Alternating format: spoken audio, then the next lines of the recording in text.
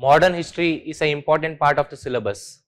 Just like polity, environment and economy, even from history, decent number of questions are asked every year in UPSC Prelims. So in history, the amount of questions asked from ancient, medieval and modern, every year it might vary. In the year 2020, 2021, if we see, there are more modern history questions. Whereas if we see in the year 22, 23 and 24, there are more ancient, medieval and less modern history questions that has been asked. So we never know when the modern history questions might get a hype. So the least that we can do is to have a hang over the PYQ questions that have been asked. So in this video, we will be discussing the modern history PYQ questions. In this series, we will be discussing from the year 2020 to 2025. Hello everyone, my name is Shreyas and welcome to India4IAS. So with this analysis, we will begin the video. So in this video, I will be using two inks. One is red ink and one is purple ink. So red ink use madidinandre, that means that we are solving the question through knowledge. It is part of the syllabus or it is picked from the static question and we should be able to answer it with a decent knowledge. Purple ink use ಮಾಡಿ ನಾನು solve ಮಾಡ್ತಿದ್ದೀನಿ ಅಂದ್ರೆ that means that there is scope for guesswork. Usually modern history is very broad, so there is less chances that we might know all the questions that have been asked in UPSC. So ಯಾವ question ನಮಗೆ ಗೊತ್ತಿಲ್ಲ, how is that smart guesswork that we could have done? ಅದನ್ನ ನಾವು purple ink through solve ಮಾಡೋಣ. So let us begin the discussion on the video. So the first question is on Rakmabai case of 1884. Now it's obvious. In polity, we study so many cases like Keshwananda Bharati case, Mineral Mills case and so on.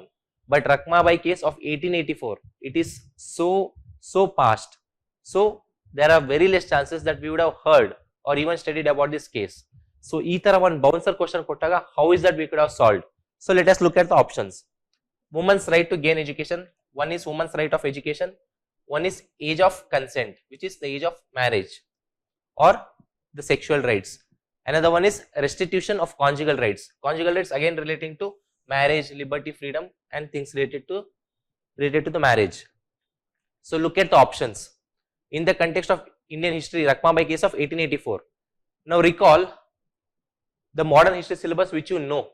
Modern history syllabus alli 1856, 1820s, 1830s time alli yenittu? What were the regulations or acts or what were the women's demand at that point of time? Sati regulate ಮಾಡಿ, infanticide na avoid ಮಾಡಿ, ಅಥವಾ what else, widow remarriage, allow for widow remarriage. These were the rights that the majority of the women were demanding. So widow remarriage, sati, these were all related to the conjugal rights or rights related to the marriage.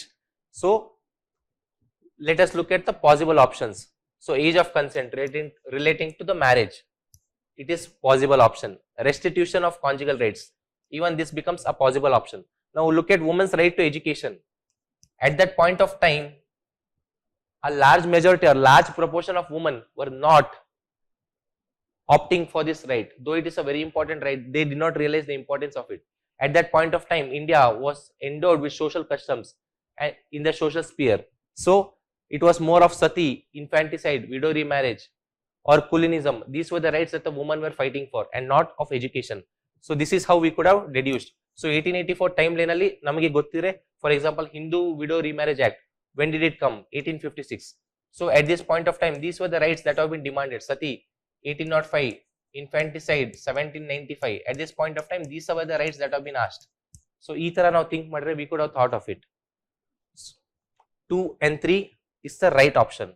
Another thing, if you see Rakmabai case of 1884, if you see option 2 and 3 goes in sync, that means both are related to the marriage rights. So 2 and 3 has to be together. So if 2 is correct, 3 also has to be correct. So 2 and 3 irbeku athwa irbardu. So only one option illa. That means 2 and 3 are the answers. So either we could have done, even if we are not able to deduce it, we could have at least deduced it to B and D, because 2 and 3 has to be in the answer or it should not be there. It should not be there, option illa. So 2 and 3. So either B or D choose ಮಾಡಬೇಕಿತ್ತು. The right answer is B. So this is how we could have used the smart guesswork to solve the question. We'll move to next question. So indigo cultivation. Indigo cultivation declined by the beginning of 20th century. We know about indigo cultivation, indigo revolt and so on. This is a static part of the syllabus. So indigo cultivation in India declined by the beginning of 20th century. Okay. because of which of the following reasons? Peasants' resistance to the oppressive conduct. Peasants have been doing resistance. Just because they did resistance, did it stop? Doesn't look feasible option. Its unprofitability in the world market because of new inventions. Okay, a possible option.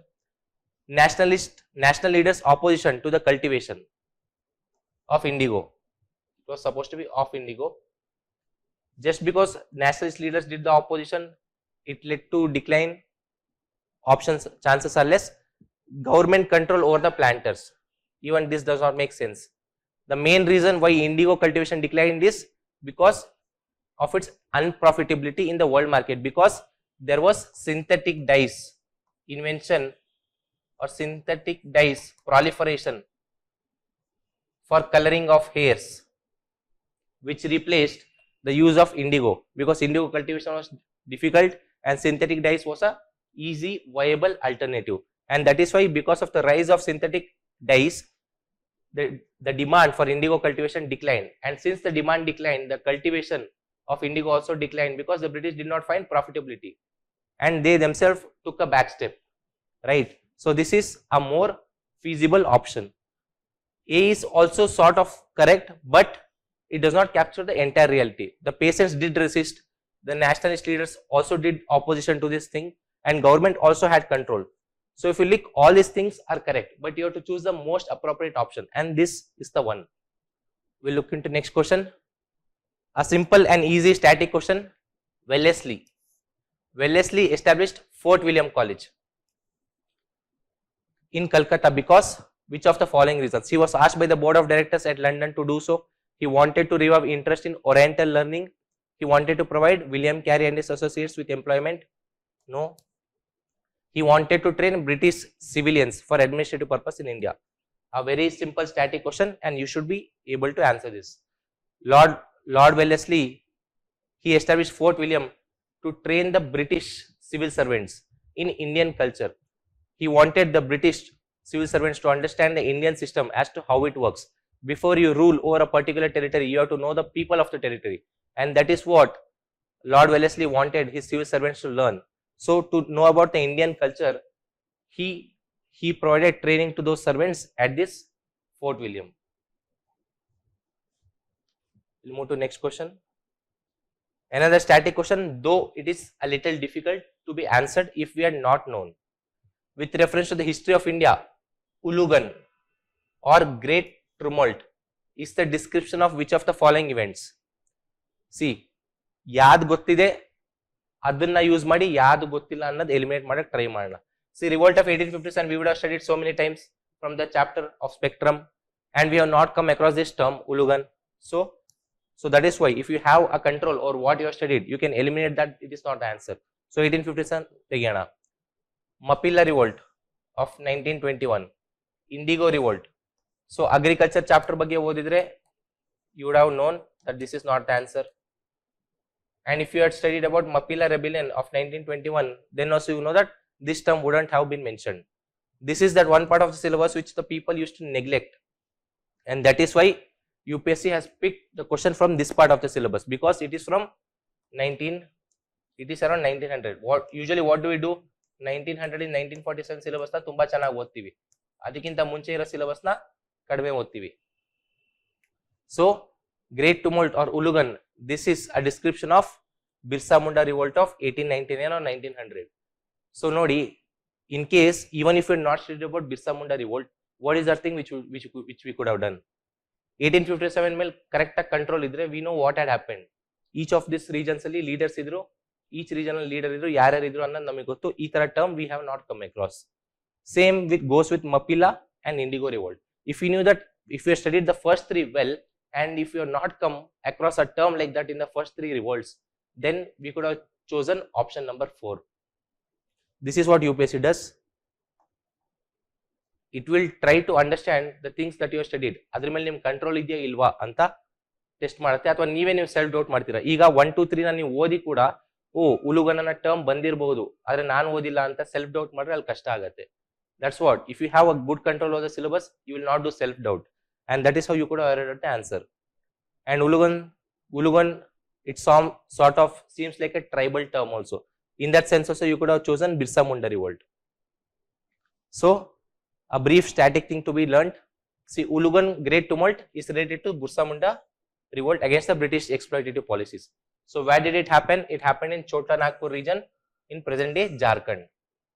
This is another important term, Kuntkatti system. So idinne pick ಮಾಡಿ ಇನ್ನೊಂದು question ಕೂಡ formulate ಮಾಡಬಹುದು. That the revolt for the protection of Kuntkatti system happened in which of the following revolts ಅಂತ ಕೇಳಿ options ಕೊಡಬಹುದು. Option A, option B, option C, option D. So Kuntkatti means the whole clan used to jointly own the land and cultivate it. So this was the thing which has been followed, but the British affected this. So Birsa Munda, he fought against it, and Birsa Munda revolt is also a revivalist movement because he brought in progressive changes in the social practices that have been done, such as giving up superstition, animal sacrifice, intoxicants, and so on. So what was the result of this Birsa Munda revolt? Was it successful? Yes, to an extent, because Chota Nagpur Tenancy Act was being passed after this, which restricted the transfer of tribal land to non-tribal people. Just like in the present day we have 5th schedule, which provides for the same. Idr mele kuda PYQ bandagide. So Chota Nagpur Tenancy Act also did the same thing. Kuntkatti system, please do not forget, it is important.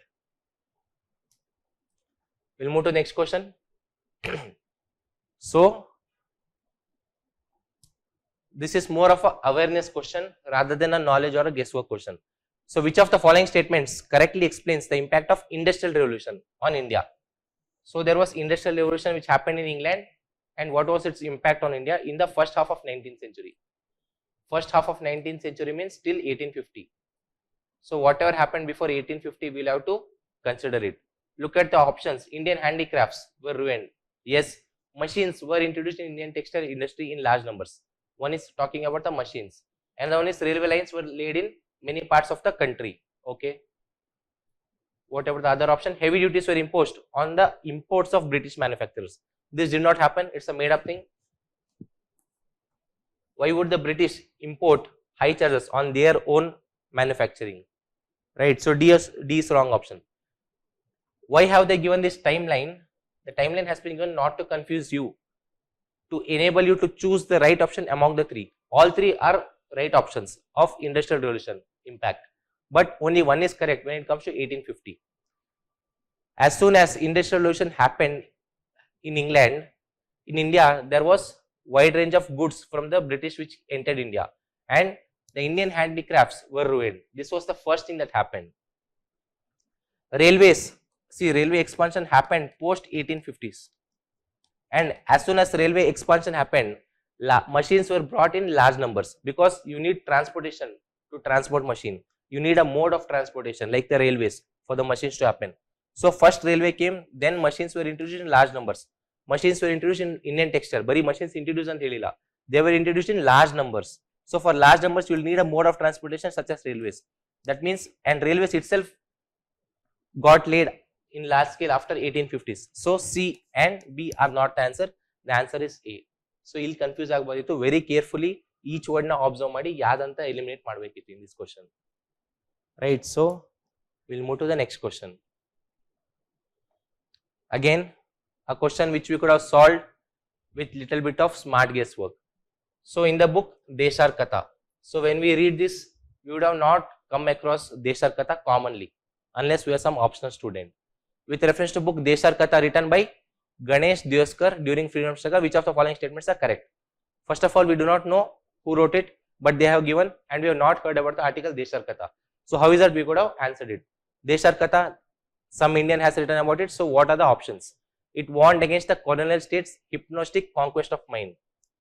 Generic thing, an Indian at that point of time who was under the British rule, he would have written something which was negative of British. Makes sense. Look at the second statement. It inspired the performance of Swadeshi street plays and folk songs. Makes sense. Why wouldn't it? Yes, it would promote the Swadeshi folk songs and the street plays. Makes sense, right? Look at the third option. So ille banbudtu, either the answer has to be A or answer has to be D, because we have taken the first two generic things to be correct. Look at third statement. The use of Desh by Dioskar was in specific context in the region of Bengal. What does Desh mean? Desh means the country. And why would any author at that point of time restrict only his analysis to only Bengal? Why not the entire country? It doesn't make sense, right? So that is what they wanted to see. It was related to the entire country because a sense of national consciousness was to be arisen among the people against the British, and that is why these sort of works had been written. So the answer to this question is 2 and 3, and this was just an awareness question which we could have solved even without having a knowledge about this article. So such questions will be asked by UPSC time and again, just to see how smart you are during the exam. So Gandhi-Irwin Pact, a simple static question. Gandhi-Irwin Pact of 1931, when the round table conferences were happening. First there was round table conference 1 that was been held, and between 1 and 2 round table conference this was been held. So what did it do? Invitation of Congress to participate in round table conference, correct, simple static thing. Withdrawal of ordinances promulgated in connection with civil disobedience movement. This is also correct, simple static thing. Acceptance of Gandhi's suggestion for inquiry into police excesses. See, police did use their power in excess, and when Gandhi requested for an inquiry into the police excesses, that was been denied. There were 2 to 3 demands of the Congress led by Gandhi which was been denied by the British, and this was one of them. Another one was not preventing the hanging of Bhagat Singh.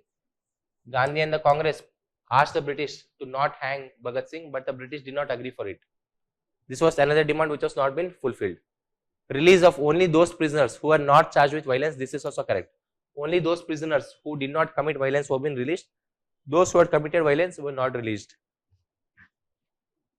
So the answer to the question is 1, 2 and 4. It was a simple static question,